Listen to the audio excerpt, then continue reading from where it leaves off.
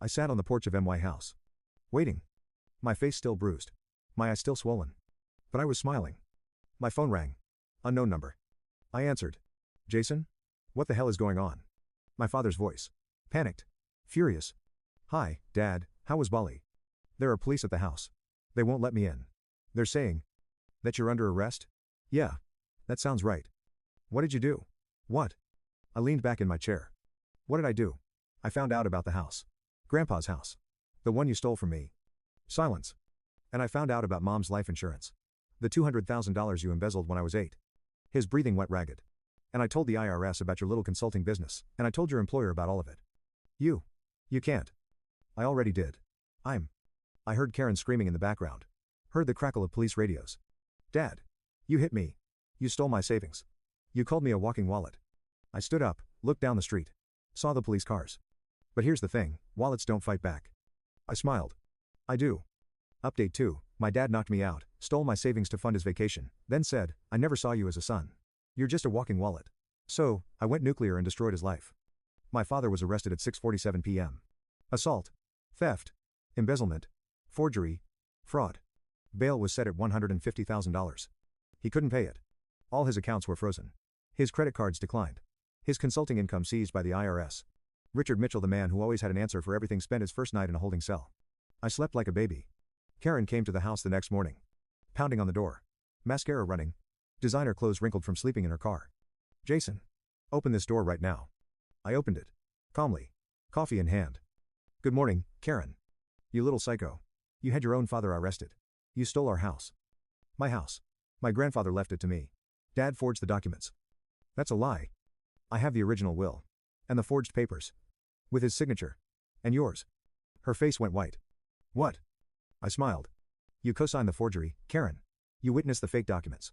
That makes you an accomplice. She stumbled backward. I didn't. I just signed what he told me to sign. That's not how the law works. I pulled out my phone.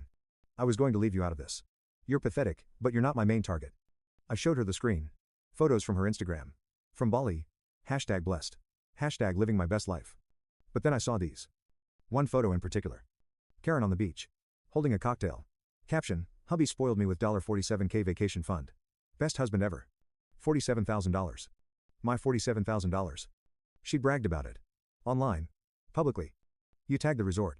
The restaurants. The spa. You documented exactly how you spent my stolen money. Karen's mouth opened. Closed. Opened again. I didn't know where the money came from. You were there when he hit me, Karen. You watched him knock me unconscious. You said finally when I went down. Her eyes darted. I have a witness. The neighbor saw you both leave while I was still on the floor. She's already given a statement. I stepped closer. You have 2 choices. 1, you testify against my father. Tell the truth about everything. The forgery. The theft. The assault. All of it. And if I don't? Choice 2, I add your name to every charge. Conspiracy. Accessory to assault. Accomplice to fraud. You'll share a cell block with him. Karen started crying. Please. Please, Jason. I didn't mean. You called me the cash cow behind my back. I heard you. For years, I heard you laughing about how stupid I was. How easy I was to manipulate. I leaned in. Who's laughing now? Karen chose option 1. She testified against. I showed the letter to my lawyer. Witness intimidation, she said. This just added time to his sentence. Good. URS. There's something else you should know, Jason. She pulled out a folder. We've been investigating your father's finances more thoroughly. And we found something. My heart stopped. What? Your mother's accident. 16 years ago. I couldn't breathe. What about it? Your father took out a second life insurance policy on her. 3 months before she died. A $500,000 policy. He was the sole beneficiary. The room tilted. Are you saying? I'm saying the police are reopening the investigation into your mother's death. Ah. I sat in silence for a long time. My mother. The car accident. The policy taken out 3 months before. Had he? I couldn't finish the thought. The original investigation was ruled accidental. My lawyer continued.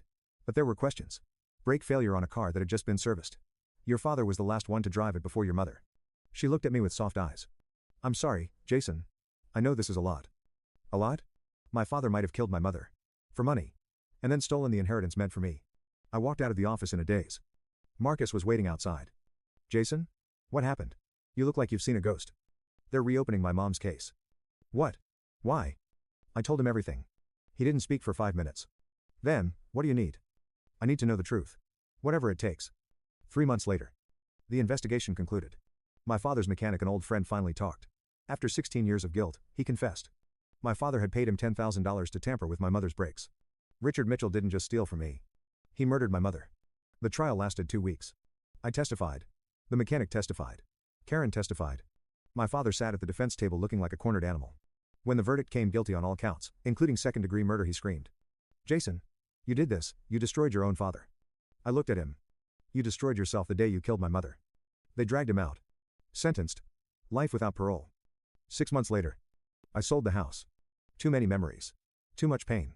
I used the money to start over. New city. New job. New life. The stolen $47,000 was recovered from Karen's seized assets, plus interest. The $200,000 trust fund? The courts awarded me damages for my father's remaining assets. Every penny recovered. My mother's wrongful death suit against his estate? Another $500,000. Every cent of that blood money returned. I donated half to a charity for domestic abuse survivors. In my mother's name. Last week, I visited her grave for the first time since the trial. Brought flowers. Sat in the grass. I found out the truth, Mom. After all these years, I found out. The wind rustled through the trees. He can't hurt anyone else now. And I'm finally free. I traced her name on the headstone. I wish you could have seen who I became. I wish you could have been there. Tears streamed down my face. But I think you were watching. This whole time. And I hope I made you proud. I stood up. Wiped my eyes. Behind me, Marcus waited by the car. Dot, you okay? Yeah.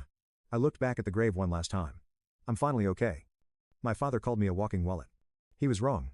I was never his ATM. Never his punching bag. Never his victim. I was the son of a woman who loved me enough to leave me everything. And I was the man who burned down the monster who took her away.